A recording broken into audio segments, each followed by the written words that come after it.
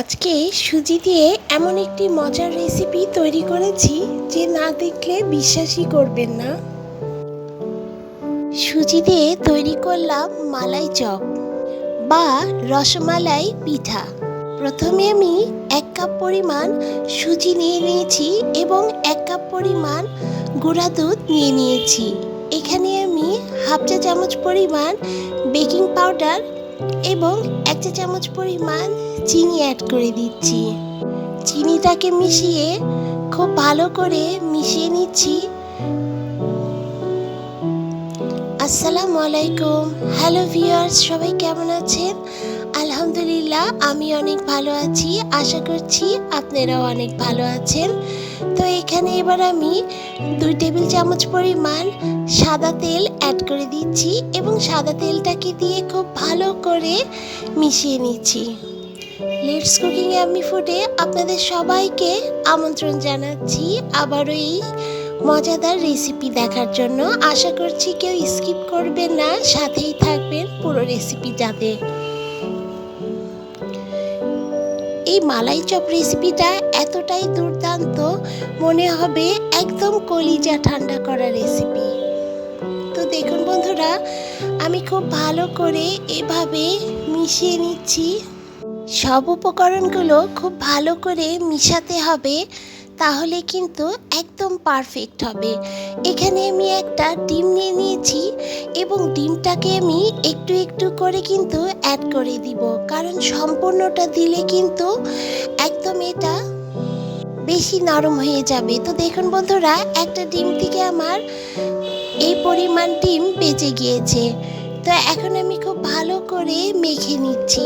আপনারাও কিন্তু একবারে একটা ডিম ভেঙে দিতে যাবেন না, কারণ ডিমটা যদি বড় হয় তাহলে কিন্তু পুরো একটা ডিমই এখানে লাগবে না। যেহেতু আমার আগে থেকে অভিজ্ঞতা আছে, এই জন্য আমি এইভাবে অ্যাড করেছি, কারণ আমার ডিমটা বেশটা বড় ছিল। তো দেখুন বন্ধুরা, এইভাবে আমি খুব ভালো করে মেখে নিয়েছি। এখন আমি 10 মিনিটের জন্য রেস্টে রেখে দিচ্ছি। তো দেখুন বন্ধুরা, 10 মিনিট পরে ফিরে আসছি। এই গরমে কিন্তু একদম কলিজা ঠান্ডা করা রেসিপি, ছোটরা কিন্তু খুবই পছন্দ করবে এবং বড়রাও কিন্তু এই রেসিপিটা খুবই পছন্দ করবে। তো দেখুন বন্ধুরা, এখানে আমি 1 চামচ পরিমাণ ঘি নিয়ে নিয়েছি, যাতে এখানে হাতে লেগে না যায়।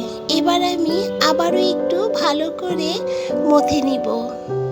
এই মালাই চপ রেসিপিটা খেতে এতটাই মজার, এটা যখন ঠান্ডা করে খাবেন এতটা লোভনীয় লাগবে, আর মুখে দিলেই মনে হবে মিলিয়ে যাচ্ছে। তাই সবাই একবার হলো তৈরি করে দেখবেন। তৈরি না করলে কিন্তু একদম বুঝতে পারবেন না যে রেসিপিটা আসলেই কতটা মজার এবং কতটা লোভনীয়।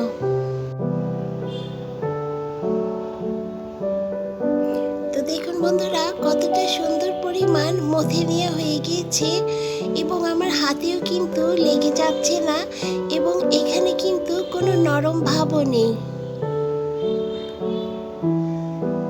একদম অল্প সময়ে আর অল্প খরচে কিন্তু এই রেসিপিটা তৈরি করা যায়, আর খেতে কিন্তু অসম্ভব মজার। তো দেখুন বন্ধুরা, এই মালাই চপ রেসিপিটা আপনারা যে কোনো শেপেই তৈরি করে নিতে পারবেন। তো আজকে আমি এই মালাই চপ রেসিপিটা একটু লম্বা লম্বা করেই তৈরি করে নিচ্ছি। ভিডিওটা দেখতে দেখতে যারা একটি লাইক দিতে ভুলে গিয়েছেন, আশা করব একটি লাইক দিয়ে সাথেই থাকবেন।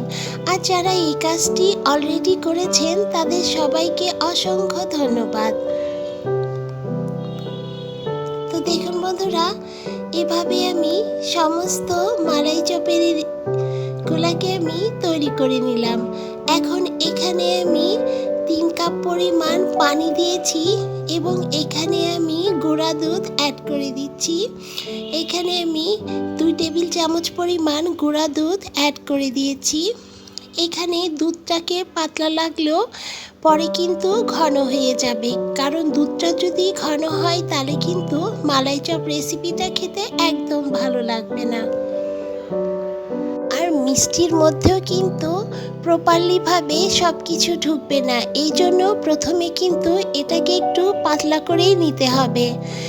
এখন আমি এখানে 1 টেবিল চামচ পরিমাণ চিনি অ্যাড করে দিচ্ছি। চিনিটা আপনারা যে যার টেস্ট অনুযায়ী অ্যাড করে নেবেন।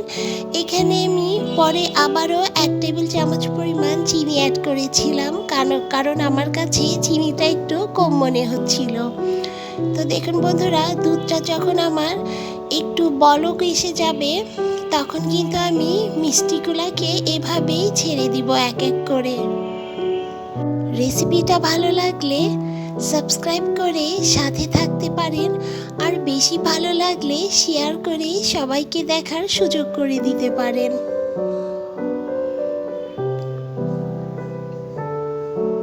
এক এক করে আমি সব মিষ্টিগুলোকেই দিয়ে দিয়েছি, এবং মিষ্টিটা কিন্তু যখনই প্রথম বলক আসবে তখনই কিন্তু দুধের মধ্যে সমস্ত মিষ্টিগুলোকে ছেড়ে দিবেন, তা না হলে শিরার মধ্যে কিন্তু মিষ্টিটা ঢুকবে না এবং মিষ্টিটাও কিন্তু শক্ত হয়ে আসবে।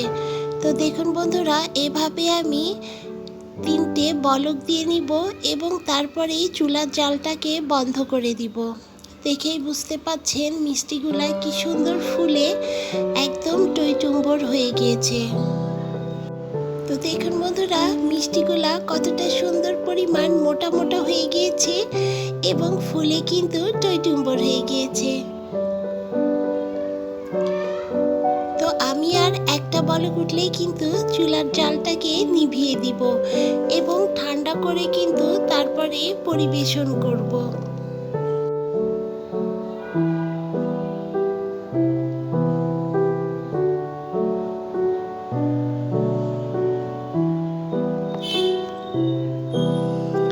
মিষ্টিগুলা কতটা পারফেক্ট পরিমাণে হয়েছে দেখুন বন্ধুরা, এবং প্রত্যেকটা মিষ্টি কিন্তু খুব সুন্দরভাবে, একটা মিষ্টিও কিন্তু ভেঙে যায়নি, একদম পারফেক্ট হয়েছে।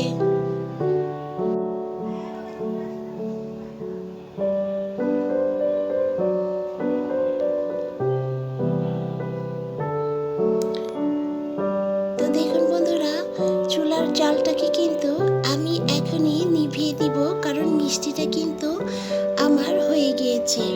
এই পর্যন্তই কিন্তু আমার এই মিষ্টি রেসিপিটা, কারণ আমার মেমোরিটা ফুল হয়ে গিয়েছে, এই জন্য কিন্তু এখানে এখন আমার রেসিপিটা শেষ করছি।